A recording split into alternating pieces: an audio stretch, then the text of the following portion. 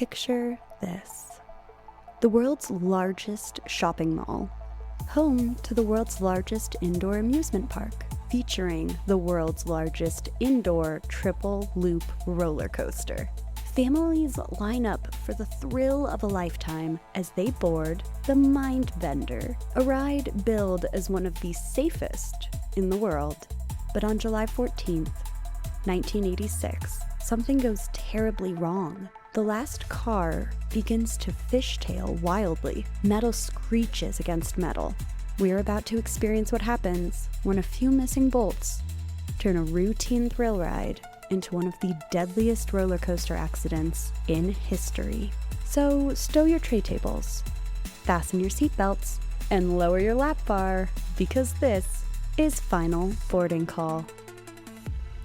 Hello and welcome to Final Boarding Call. I am your disaster-obsessed host, Alice, and as always, I'm joined by... her very much homebody husband. Very much homebody husband. Slightly less reluctant. We're getting there. We're getting there. You're warming up to podcast life. They're growing on me. I was actually just telling our therapist that I feel like the past few episodes, you've like really come out of your little podcaster shell. Nope. Okay, and there he goes right back in. Folks, you couldn't see it, just Turtle. he just fully turtled. Before we dive in, Zach, do you want to give the quick reminder to the listeners? Oh, please rate, review, and subscribe wherever you get your podcasts. Outstanding. This episode is a special one because, like I mentioned on last week's episode, Zach and I recently returned from a trip to Disneyland where we went to celebrate our daughter's 3rd birthday, which was crazy. And we went with a ratio of 6 adults to 1 child, and I could not recommend that more for anybody going to Disney in the near future. We had the 2 of us, my mom and my amazing stepdad, and then also my sister and also my cousin Lydia.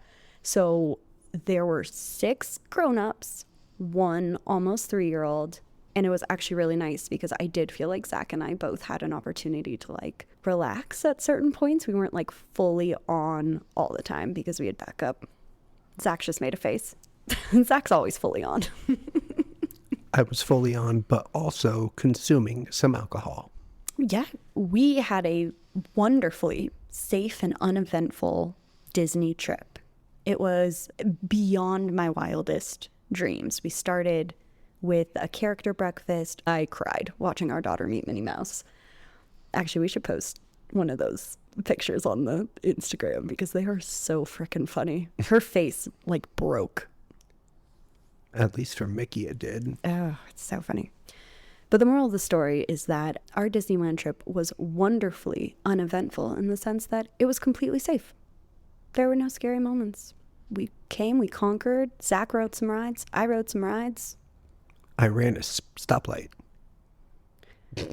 Oh, Zach did run a stoplight, I guess. That was, woo. It's the most thrilling part of California for me. Oh, my God. Here we go. Let me talk about my sources, and then we'll jump into the story. This one is not going to be a super long one because I tortured Zach last week. I edited it down a little bit, but when we first recorded it, it was about an hour and 40 minutes long. And poor Zach had to I just wanted to go to bed. He was so tired. He was so tired. So this one's going to be well under an hour. Let's go. Sources: Wikipedia. Get this, Zach. Coasterpedia.net. Some people take their coasters real serious. Oh, I spent about an hour on coasterpedia.net. Unbelievable. History and headlines and a CBC News article about the incident and its aftermath. And that one was interesting because they actually interviewed people that were part of this crash. We're going back in time, Zach, to December 20th, 1985. I love it. Madonna. So let me tell you about the West Edmonton Mall. The Mall of America, I don't know when it got that title, if it still holds it, but at least when I lived in Minnesota, the Mall of America was the largest mall in the United States. But West Edmonton Mall, which is in Alberta, is the largest mall in the world. Or at least it was in 1985.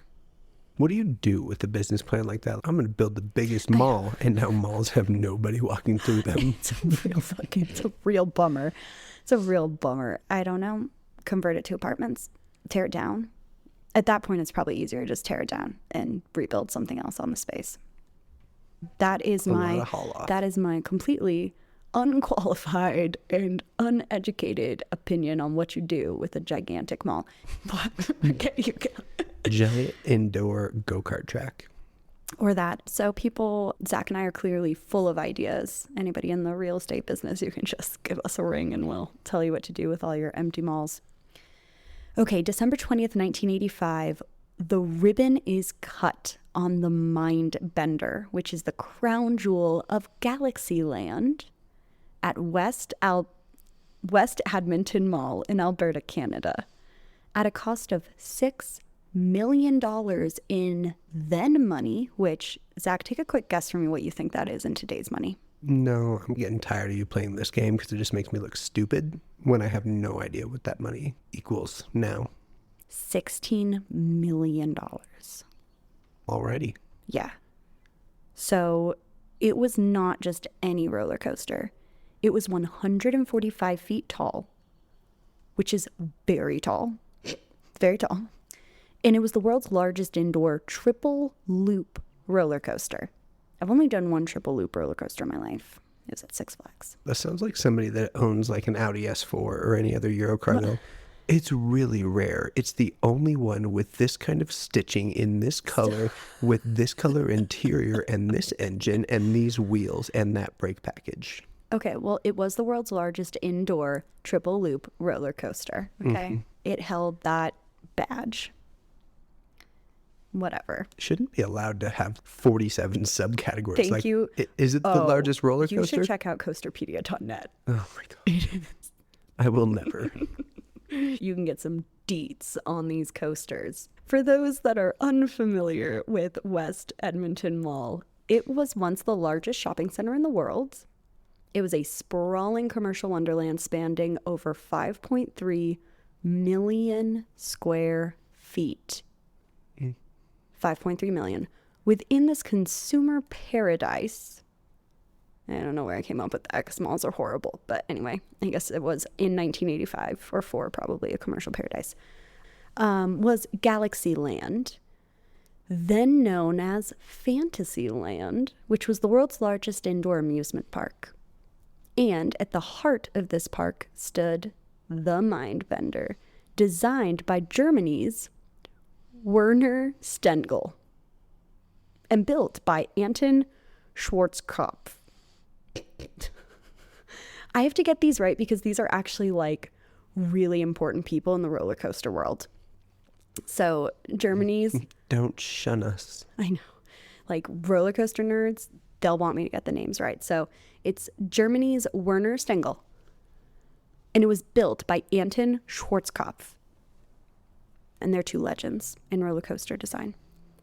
The ride was a marvel of engineering. It was inspired by a portable coaster called the Dreher Looping that had traveled the German fun fair circuit.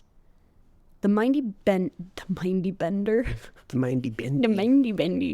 The Mindbender was a pseudo mirror image of that design, but it was taller and it had additional helixes at the end. The term helix in the roller coaster universe, it refers to a section of the track that forms a spiral or a continuous curve of at least 360 degrees.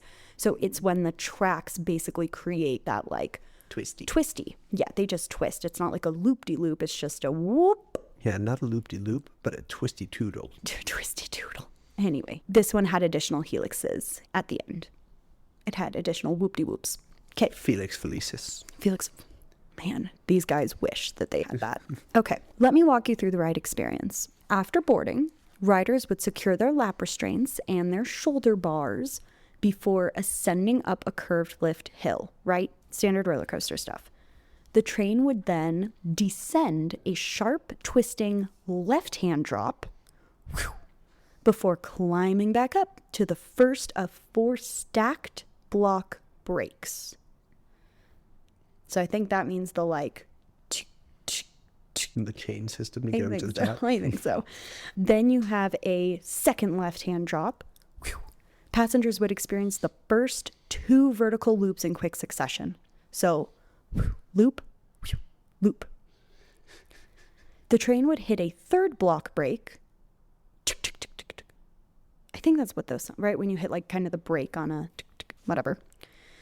Then it would drop and ascend again. Climb, climb, climb, climb, climb. And then it would reach the 4th block brake and then drop to the left down to the ground level. So now we're like, that's a big drop. Then we do the 3rd vertical loop. Then the...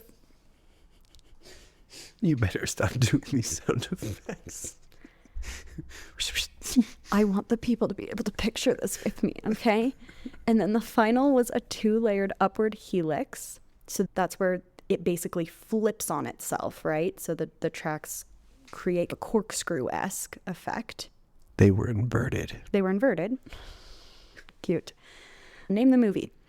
Before hitting the final brake run and returning to the station. So there you go. That's it. The ride typically lasted around 65 to 85 seconds, though times as short as 59 seconds were possible if the track was recently waxed. Just went skiing. I'm just saying. Though this wasn't permitted during public rides because the G-forces were literally too severe for untrained passengers. So let's talk about the G's. During testing of the renovated trains in 1987, the maximum G-force of a normal run was measured at 5.5 Gs in the 3rd loop. That's many Gs. Right? Yeah. Onward. That's a ton of Gs for a normal person to be pulling. I don't know. Let's ask Maverick. Like, 10 Gs was crazy in Top Gun. So I'm guessing 5.5 is still a lot for not a fighter pilot. When it opened, the Mindbender was billed as not just the most thrilling indoor coaster in the world, but also one of the safest. The ride operated for just a few months without incident. How did they get that safety placard? Oh boy. It definitely wasn't because of days without incident. It drew thrill seekers from across Canada and beyond. No one could have predicted that this marvel of engineering would soon become the site of one of the worst roller coaster disasters in Canadian history. June 14th, 1986. A Saturday. Just another busy weekend at West Edmonton Mall, with families and teenagers filling Galaxyland, then still known as Fantasyland. The Mindbender had been operating for less than 6 months, but had already established itself as the park's premier attraction. Among the visitors that day were 24-year-old David Sager from Calgary and his friend, Rod Chaco, who had traveled from Fort McMurray for a fun night. Hey, how? Bonnie McMurray. Oh my God. Name the show that quote's from. So they're looking for a night of fun. Rod would later describe his friend as a thrill seeker who enjoyed fast cars and had just won an amateur striptease contest at a bar the night before. I want his confidence. Go Honestly, him. David sounds so fun. Like, really fun. Little did they know that their quest for thrills would end in tragedy this day. Also at the park that day were Tony Mandrusiak, also 24, and his fiancée, Cindy Sims, 21. As fate would have it, Rod and David were the last to board the yellow train number 1 and took the seats in the very last car.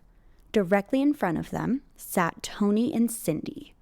The 4 strangers chatted very briefly as the safety restraints came down, The ride attendants performed their checks, the all clear was given, and the train began its journey up the lift hill. The way that this roller coaster is designed is that it's a few different carts that are all connected, and the carts can seat 4 people, 2 in the front section and 2 in the back section.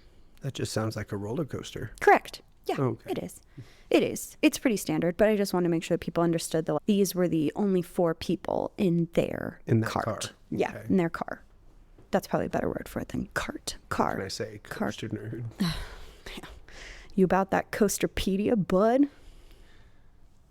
I actually own that website. Do you? Great. Doesn't make any money. No, it probably doesn't. So they give the all clear.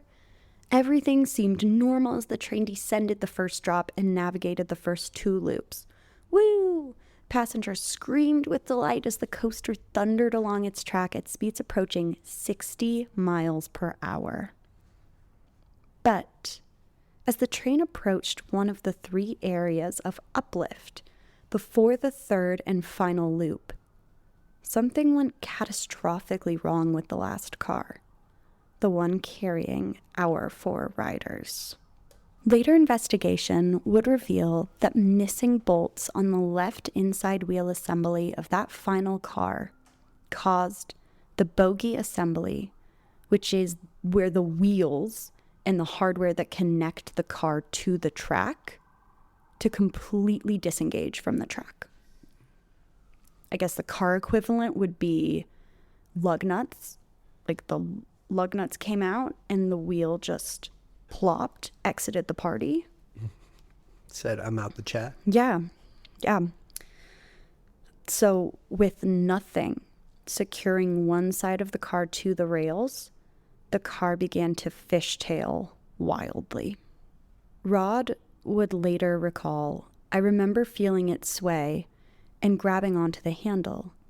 The next thing, I was landing on the ground. What happened in those terrifying seconds in between was a nightmare unfolding in slow motion for onlookers.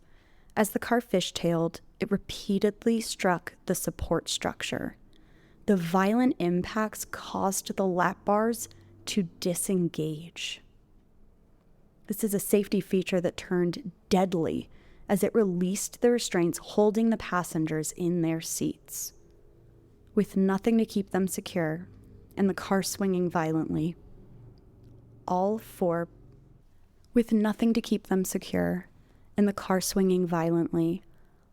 passengers were ejected from the ride, falling more than 25 feet to the concrete floor below. 25 isn't as bad as I was imagining. The concrete still sucks. But I think it's survivable for many. The partially derailed train, unable to maintain enough speed, failed to clear the 3rd and final loop. It rolled backwards down the loop and crashed into a concrete pillar, stopping abruptly. Park attendants and emergency services rushed to the scene.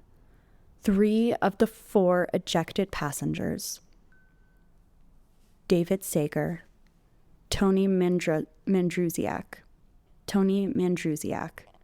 and Cindy Sims, were pronounced dead at the scene. The sole survivor was Rod Chaco, who had sustained catastrophic injuries, but somehow clung to life. The rest of the passengers on the train were safely evacuated and treated for minor injuries at a nearby hospital. But for those who witnessed the accident, the psychological trauma would last far longer than the physical wounds. Rod Chaco should not have survived that fall. The impact shattered his lower legs, crushed half of his left shoulder, broke his feet, his pelvis, his lower back, and every rib on the left side of his body. Doctors who tried to count his fractures eventually gave up because there were literally too many to count. They seriously considered amputating his legs because they were so broken, But they did decide to attempt reconstruction by surgically inserting metal plates. For 6 months, Rob remained hospitalized, his body slowly and painfully knitting itself back together. While still recovering and standing in leg braces, he married his girlfriend, Joanne, a testament to finding love and hope even in the darkest circumstances. Eventually, Rob was able to discard of the braces, and doctors removed the plates from his legs.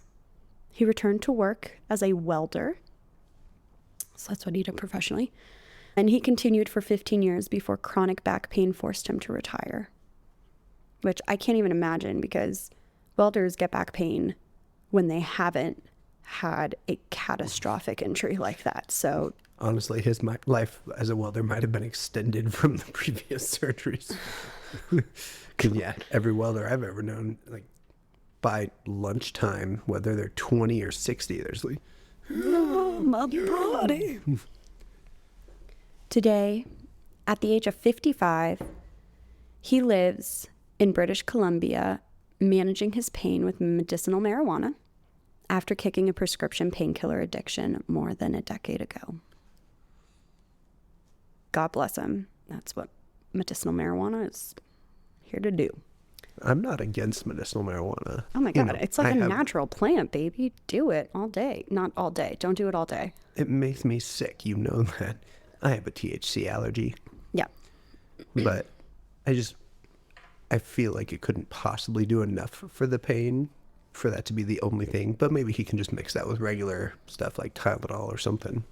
Yeah, I don't know. But kudos to him for beating that painkiller addiction because that shit is no joke. That's hard. In a 2016 interview with CBC News, 30 years after the accident, Rob reflected on the tragedy and said, quote, "David, Tony, and Cindy are dead, and it changed my life forever. I think about it every day." End quote. Despite his traumatic experience, Rob has returned to West Edmonton Mall several times over the years with his children and now grandchildren. While he refuses to ride the Mindbender again, yes, that's a good choice there, Rob, same.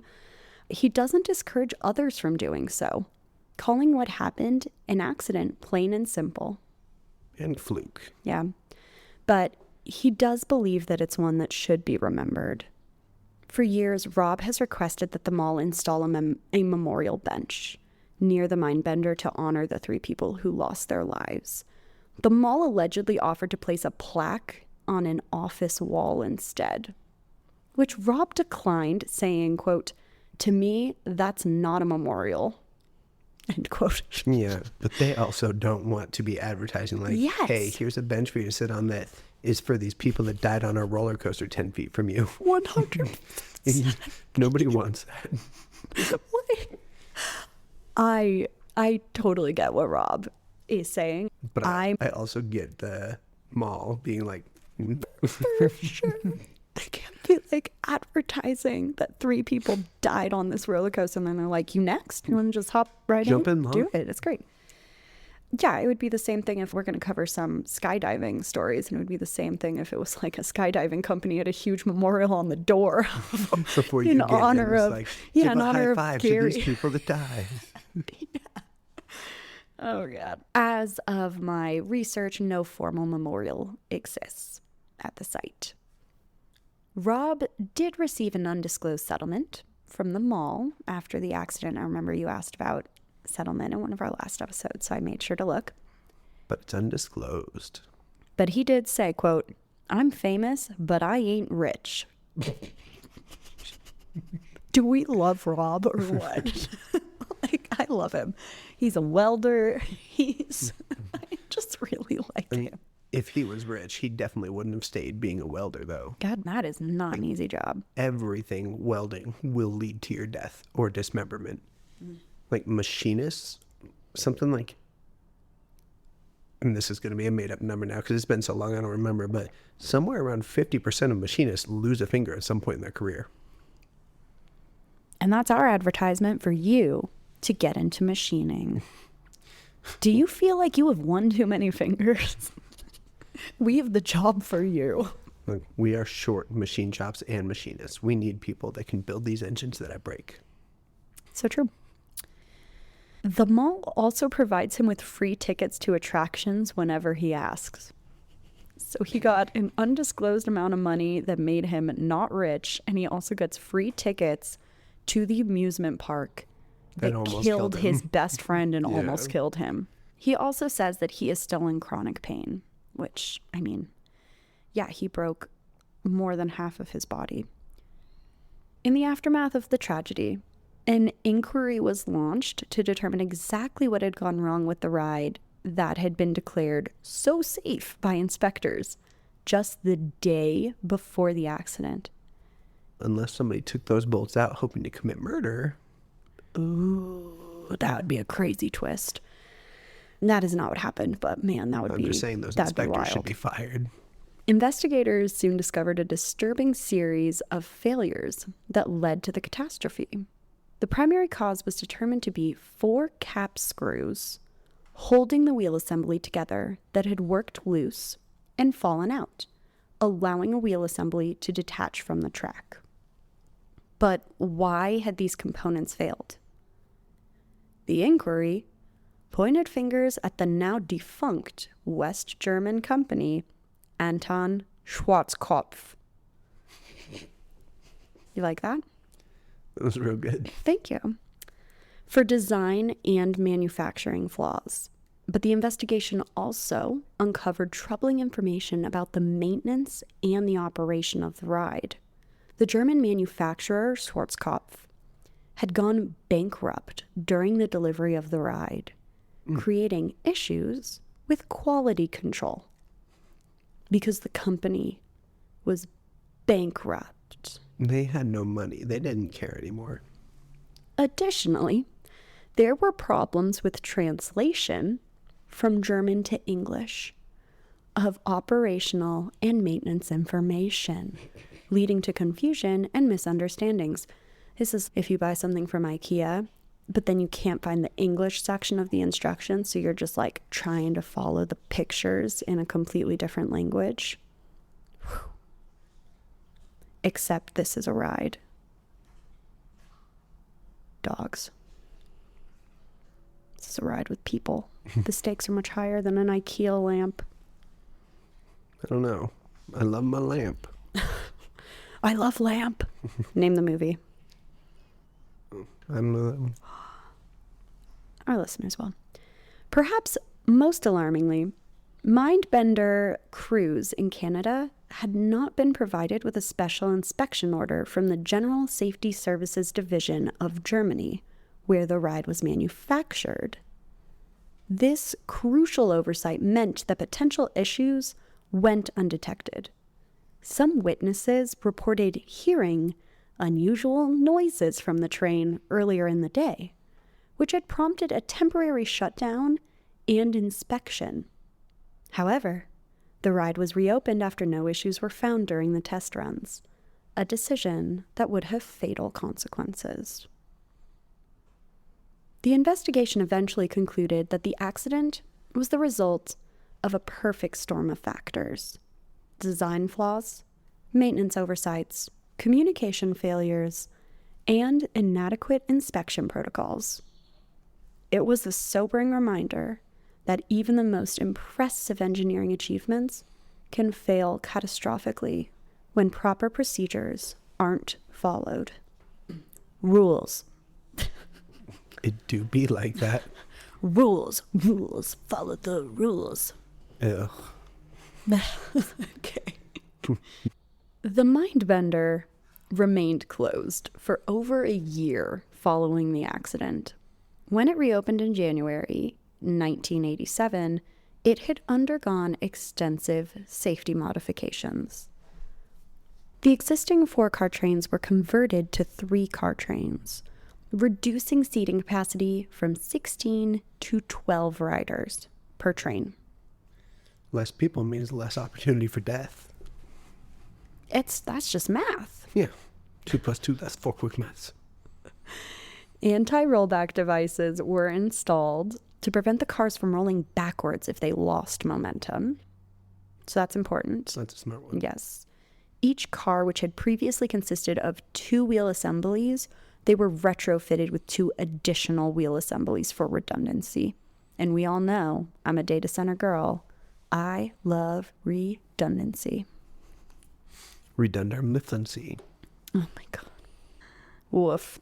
While the original lap bar restraint system was retained, seatbelts and shoulder headrests were added for additional security. These modifications addressed the key failures that led to the tragedy, and it added multiple layers of safety to prevent similar incidents from happening in the future. Despite its deadly history, the Mindbender continued to operate for decades. And the day it opened again, it had a full line. Get this, Zach, this is wild.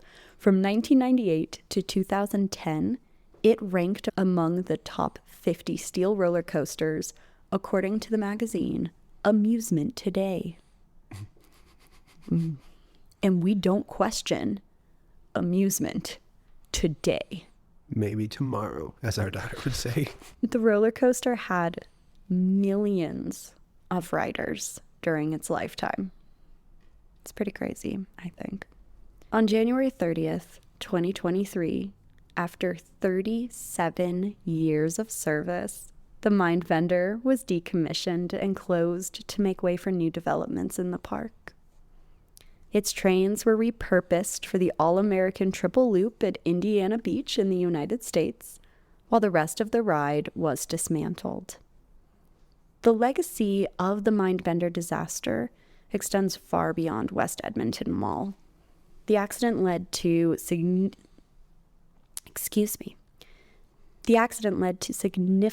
scrutiny and changes in amusement ride safety standards across all of North America. Regular maintenance protocols, redundant safety systems, and thorough inspection requirements that we either don't even think about when we're at an amusement park or we take for granted. But all of those are really critical for us to remain safe when we go to parks. For the families of David, Tony, and Cindy, no safety improvements could bring back their loved ones. Their deaths serve as a somber reminder of the responsibility that theme park operators and engineers bear for the lives of their guests. The next time you find yourself waiting in line for a roller coaster, perhaps feeling impatient as attendants meticulously check and double-check restraints, remember the story of the Mindbender. Those extra moments of caution are the invisible legacy of those who lost their lives that day in June 1986. And Zach, that's our story for today. I do still love a good coaster, and if it was still functioning, I would absolutely go ride the Mindbender. Yeah? Would you go with me? Yes, I obviously would. I may be a reluctant homebody, but you're reluctant to hang out with me. That's a lie. You're my best friend. I love hanging out with you. I'm way too codependent. I used to be so independent and cool, and then I met you, and now I'm a little baby kangaroo who just wants to live in your pocket. You can't let these people actually think that. I think they know because I travel like 50% of the time, and I don't do it with you. We spend plenty of time alone. That's why it's so hard for us to record these episodes. If you enjoyed this episode, please rate, review, and subscribe wherever you get your podcasts. If you know one of the movie references or show references that we make in every episode, please comment on either Spotify or Apple or message us on Instagram or Facebook, and we will actually send you a sticker. We don't just say that. Like, we will do that. We're on all of the social medias, etc., etc. Join us next time when we'll be exploring another transportation disaster story. Until then, remember to stow your tray tables, fasten your seatbelts, and prepare for the unexpected, because not every trip reaches its final destination. Goodbye.